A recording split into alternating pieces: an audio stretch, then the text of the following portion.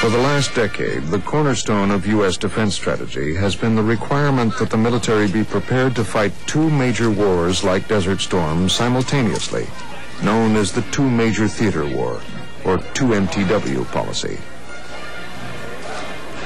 The list of potential future threats includes states like Russia, China, Iran, Iraq, and North Korea. The Defense Department believes that none of these countries could win a conventional war with the U.S. today. But advocates of the Two Major Theater War policy believe that it is our best guarantee for preeminence. The lesson that we have today is a very, very important lesson. In some sense, it's probably one of the most important lessons that we have. Fred Kagan teaches military history at West Point. He believes America is making the same mistake as Great Britain in the 1920s, when it failed to back up its standing with adequate force and allowed regional threats to become global powers. What makes the analogy even more chilling when you think about it is that, of course, the English do get it wrong. And they're not prepared for war in 1939, and they're not prepared for war in 1940. And the only reason why English is still spoken in England is because there was the United States of America to bail them out. There is no nation to bail us out if we get this wrong. What's the best army in the world in 1914? And don't say the Germans. The British Expeditionary Force is the best army in the world in 1914. Kagan argues that deterrence should be the key to U.S. policy, to carry a big stick and be prepared for every contingency. And what do the British have after it?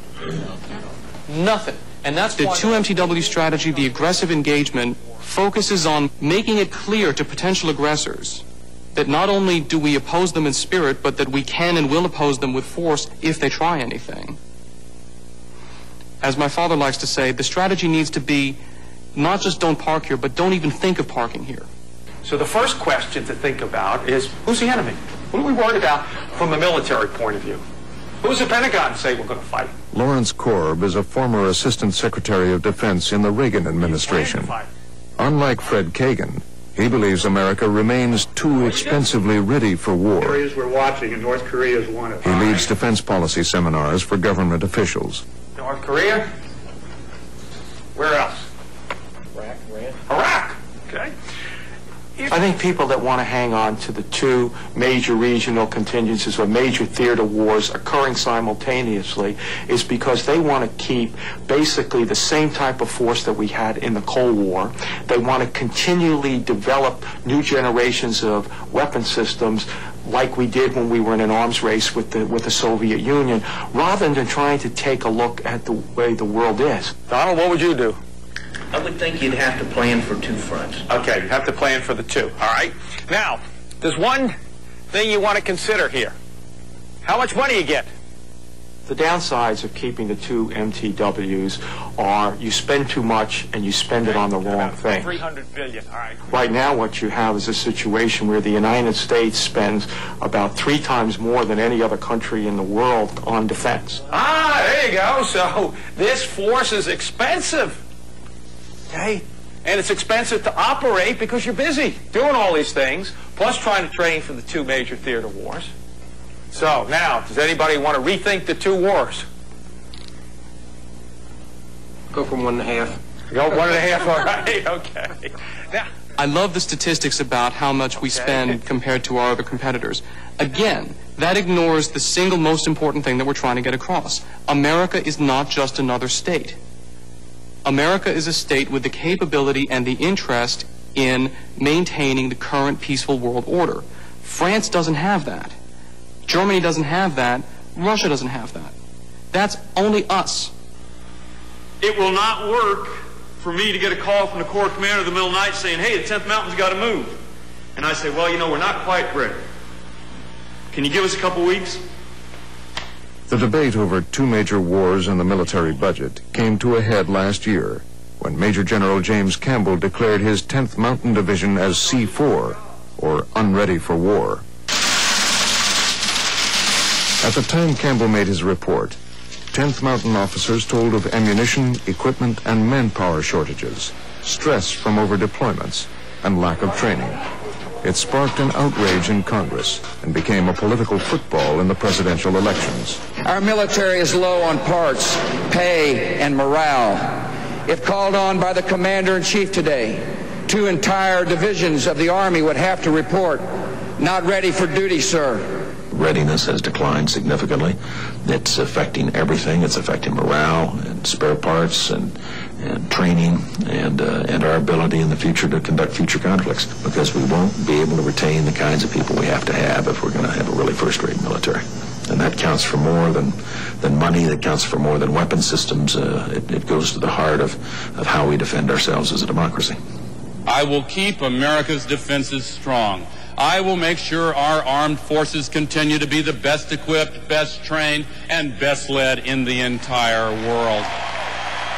During this administration, the President and Al Gore have led an effort to increase the defense spending, which has provided the largest increase in defense spending since the Reagan administration, and arrested the decline that began during the years that Dick Cheney was Secretary of Defense.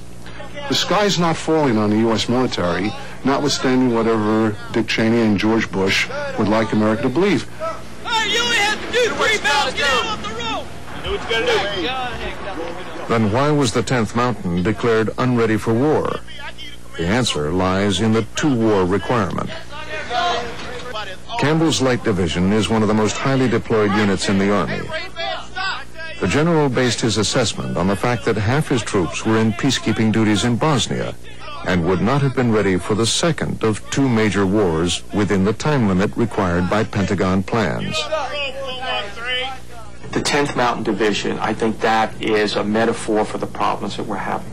The 10th Mountain Division is the Army's only light division. It's the only one really capable of going to these small-scale contingencies. So what happens is they go every place. Well, a lot of the other divisions, which are too heavy to go any place, don't do anything because they're preparing for the last war. The primary question, the question of first principles, is what will the very serious conflicts of the future look like? There's a lot of things we don't know about the future, but one of the things we do know is that diminishing rogue power in North Korea and an emasculated dictator in Iraq are not going to be the big threats of the future. I'm not saying the 2MTW concept has no relevance, but I'd like to carve out a portion of our energies, of our resources, and move them towards the threats of the future. The Army is... General Shinseki, faced with the growing demands of small-scale contingencies, feels the Army may be stretched too thin to meet the 2-war standard. We are currently capable of meeting that strategy requirement, but I would tell you that the Army's ability to handle that second MTW is one that would be done at high risk. If the question is, are we ready to meet the 2 major theater war standard, to fight 2 Cold War conflicts again, we are not ready. We don't have enough forces to get there. But the real question is not that. The real question is, ready for what?